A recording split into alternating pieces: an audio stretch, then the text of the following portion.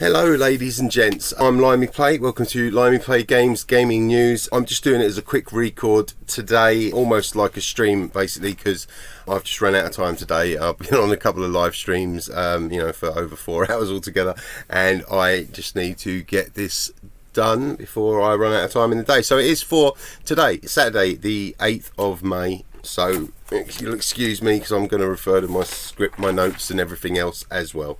As always, I would like to thank you for taking some time out of your day to view this video. Please do, if you enjoy it, like and leave a comment, and subscribe to the channel if you haven't already, as well as hit the notification bell. And please do check out my other channel at youtube.com/C and then /LimeyPlay. That is, my first channel, and just does stuff like debunking and making fun of Karens and all that stuff. So first thing we are looking at today is Sony has made a minority investment in Discord after reports last month that Discord was considering a buyout, which we know that Microsoft and Epic Games were a couple of the parties interested in purchasing Discord. They're now considering the option of, I guess, just going public. Sony did purchase a minority stake in the, what has become the go-to communication for PC gamers, and it looks like they do have plans to integrate it into PlayStation Network in the future. The amount that they paid for it has not been disclosed. We have the May 6th, so a couple of days ago, saw Dragon Quest Builders 2, Outlast 2 and FIFA 21 get added to Xbox Game Pass for that update. And they're adding great games all the time, aren't they? So it looks like on the 13th they're going to be adding Just Cause 4 Reloaded, Psychonauts, Remnant from the Ashes, and Final Fantasy X or X, as well as the Part 2. So it's the Final Fantasy X and X2 HD. So basically 5 games in that sort of regard. We've got yesterday,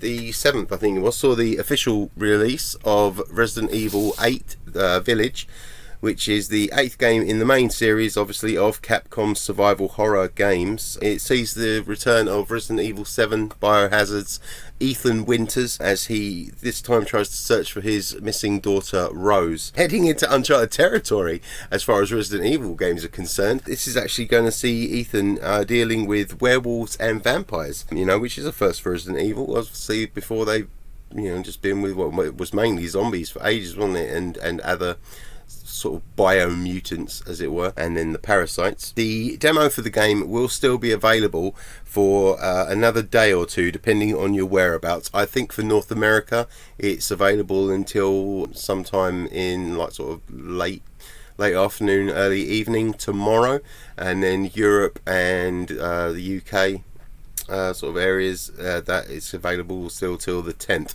The demo does give you a 60-minute trial, and you have access to the village and the castle to try out. If you do want to have a look on this channel, I did stream me trying out the castle, and then with what little time I had left, I think it was 20 minutes or something, I then tried out the village area, but didn't get real far into that. But yeah, definitely check it out. Nioh, Streets of Rage 4 and Jump Force have joined PlayStation now. That's part of the May update. Jump Force will be sticking around on there until the 2nd of August. Streets of Rage 4 is going to be on PlayStation now until November. We don't have a removal date for Nioh yet.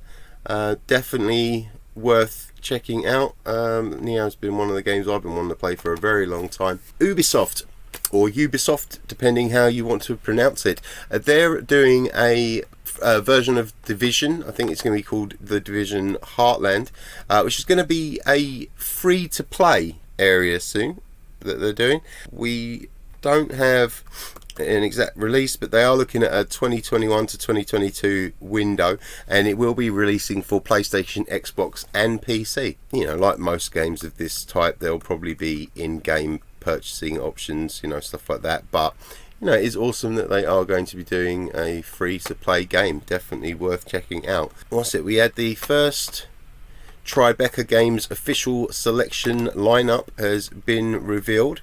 So for the 2021 Tribeca Festival, which also has basically different games competing for the inaugural Tribeca Games Award. This time it's going to be Harold Halibut, Kena, Bridge of Spirits, Lost in Random, Norco, Sable, Signalis, The Big Con, and 12 Minutes, which, you know, to be honest, I have not really heard much about most of those, but a lot of them do have trailers on YouTube that could be worth checking out. The Harold Halibut one was quite interesting as well. There's a good story trailer on there. Last thing I just wanted to have a look at, you know, again, and I'm not going into, you know, I try not to go to stuff that's too far in the past or in the future. I try to stick to the current week for the most part.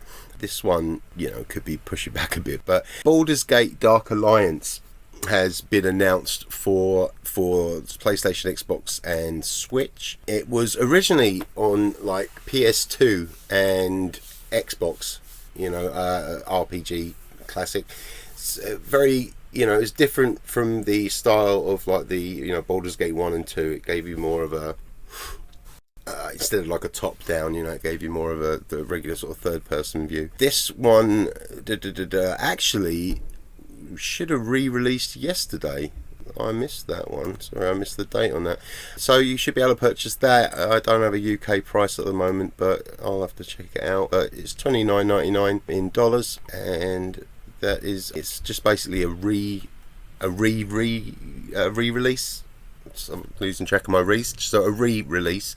It's not a remaster or a remake. It's just, you know, basically the same game with added like 4K support type thing, you know. It is for like Xbox One and PS4 there, and then I think they're doing backwards compatibility versions for Series X and PS5. As far as looking, they will be doing PC and mobile versions later this year, and that's about it. So that's everything I've got for this week's news. Sorry, you know, again for the this kind of off the cuff way that I've decided to do this one, but it is, you know, it's getting late in the day, and I just, you know, I wanted to get it out today because Saturday is my goal for it all.